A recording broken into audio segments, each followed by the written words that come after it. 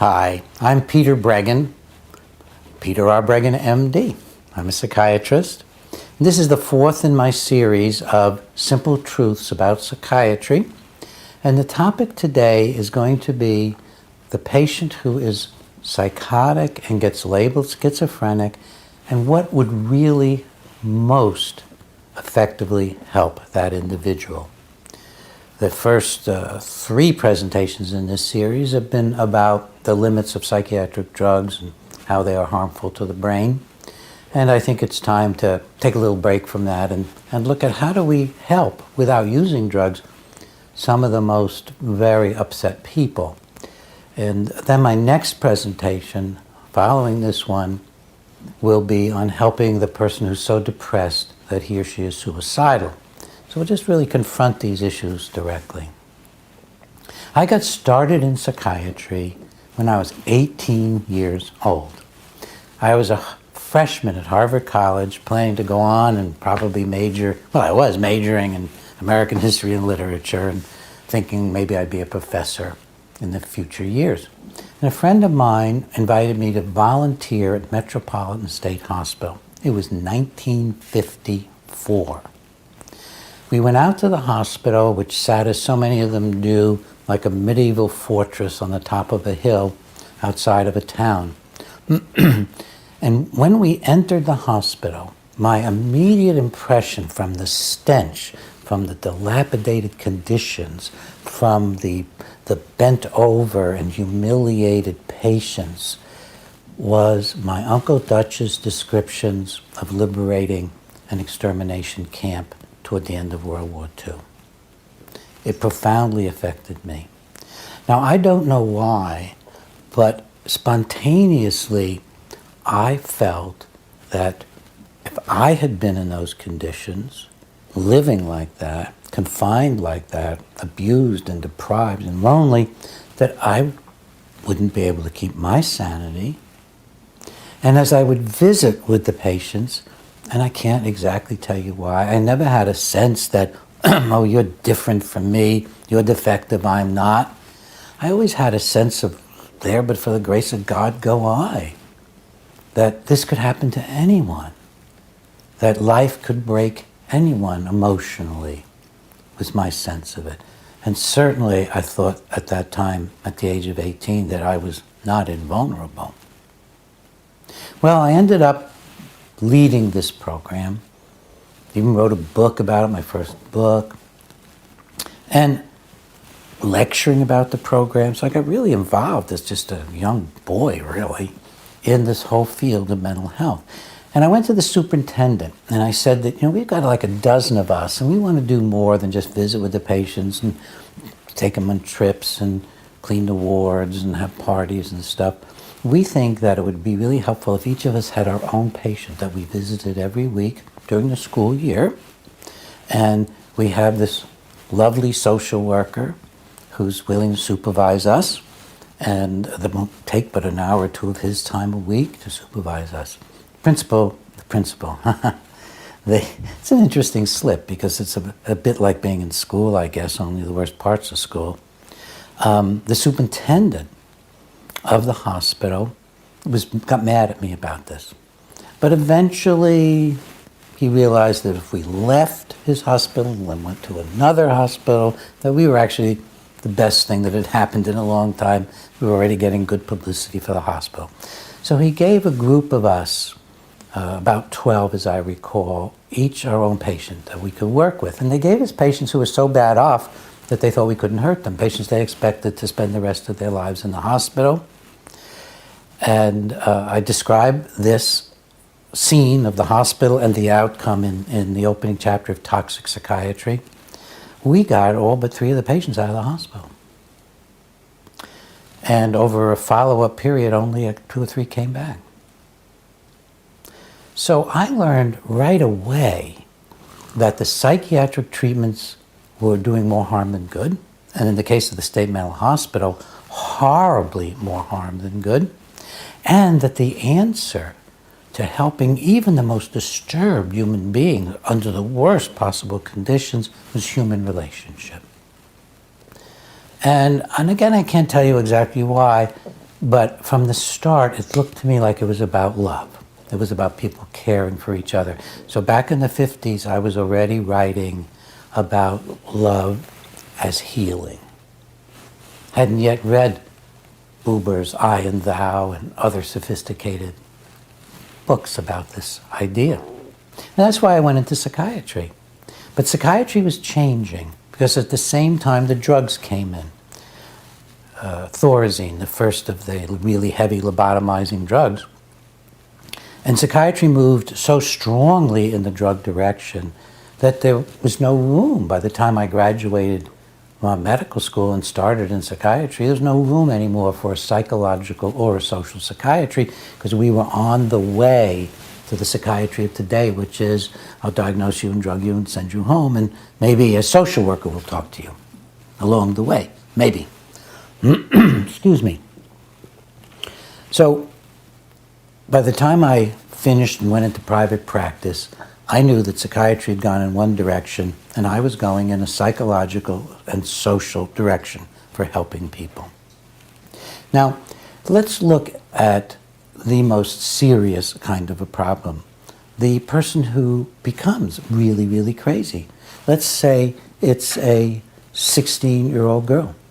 And abruptly, after a period of shyness usually, and of feeling somewhat withdrawn, and of being a little maybe different than other kids, the young woman begins to hallucinate. She begins to hear voices blaming her for things, voices persecuting her, voices talking mean to her.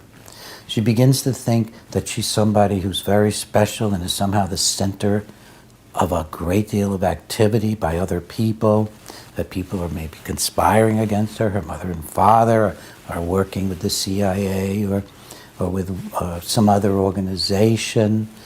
If she gets disturbed and muff, at some point she might think that maybe she saw for a minute that her father had a tail or that her mother had horns. And she's frightened out of her mind. Well, what's going on here?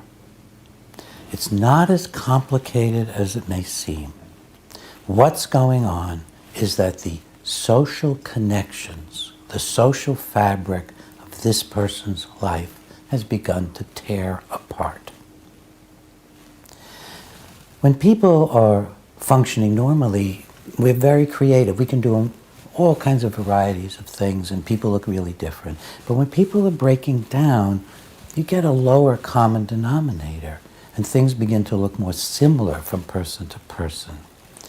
And so the person who is psychotic has hallucinations or delusions, and their thoughts can be very strange and not make any sense.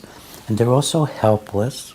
And they're usually, in the case of somebody who's going to end up with a diagnosis of schizophrenia, I don't use those diagnoses, but they're there.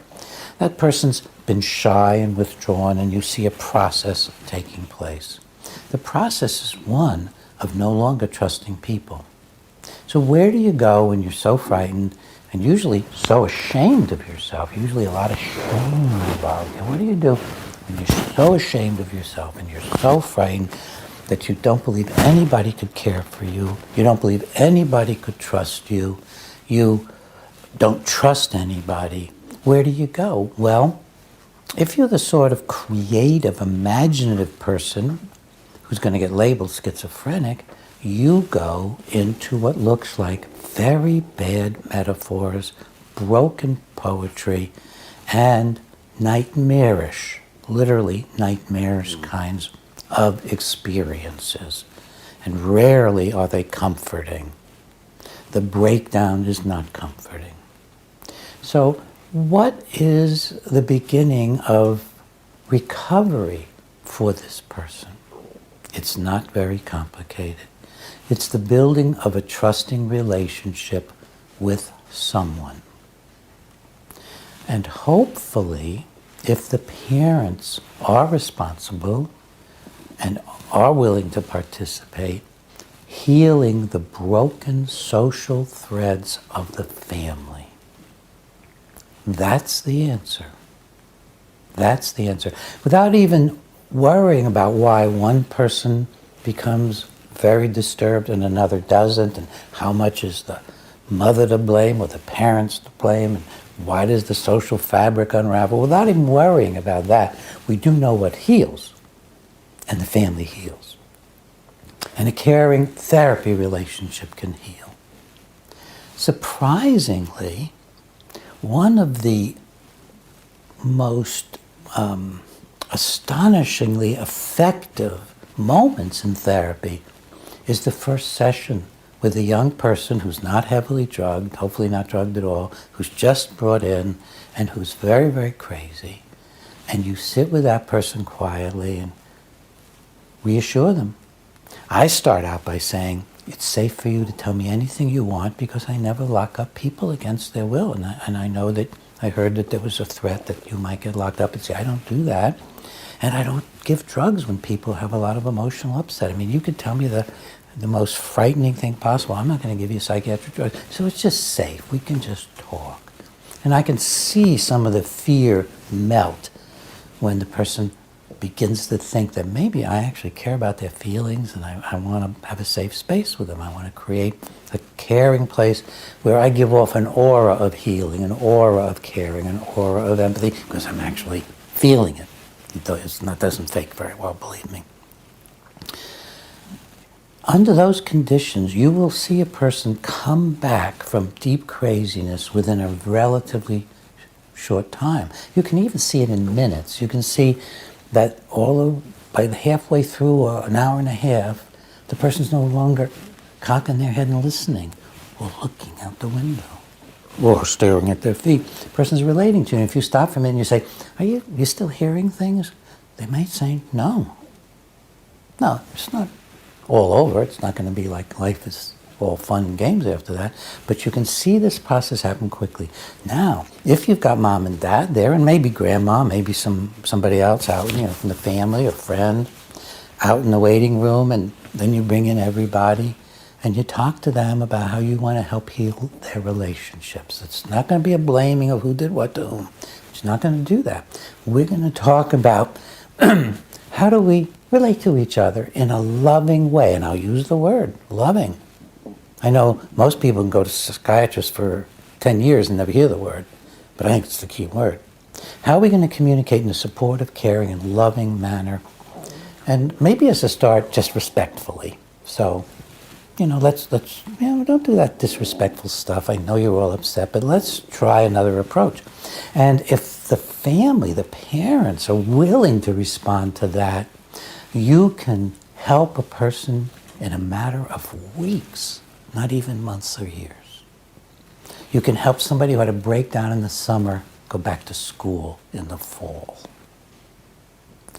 Now, this is not some new news. This is not a great therapist in action kind of business.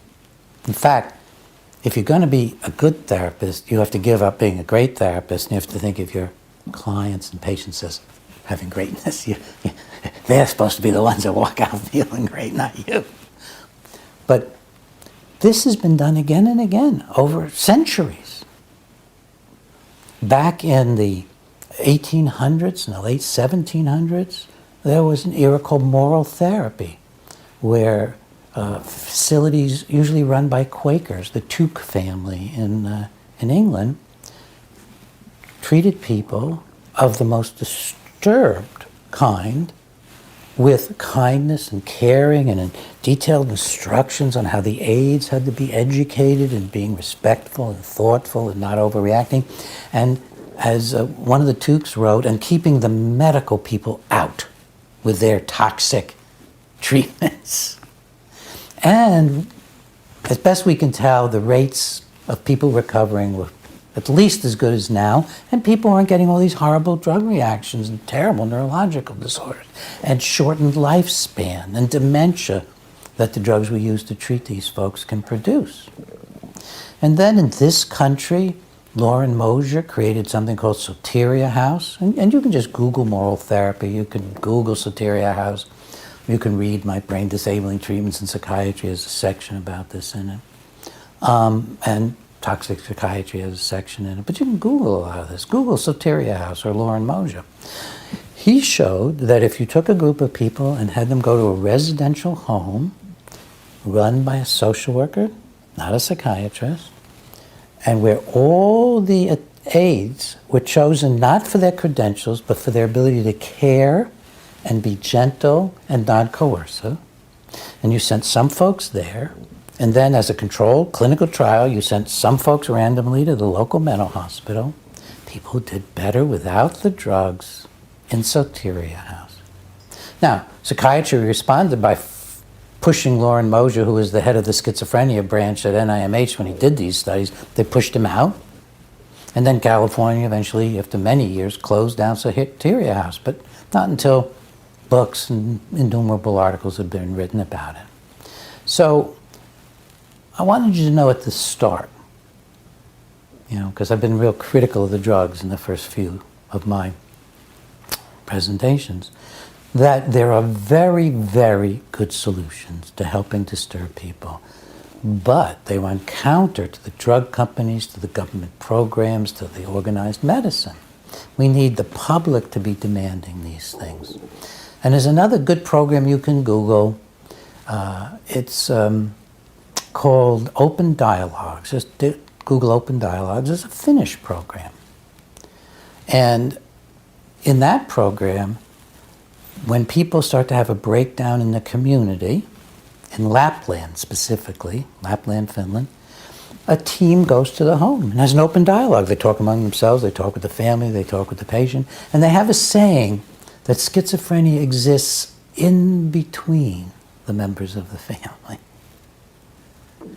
And they're so effective that they rarely use psychiatric drugs. They even more rarely use the heavy antipsychotic drugs. They've been so effective that the rate of so-called schizophrenia is down to almost zero because people are being helped in Lapland by these caring, family-oriented interventions.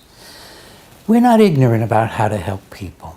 We are not ignorant about how to help the most disturbed people. I was doing it when I was 18. Therapists around the world are still doing it. We have projects around the world. But we need you, the public, to say, this is what we want. We want caring havens to go to when we're in desperation. Thanks.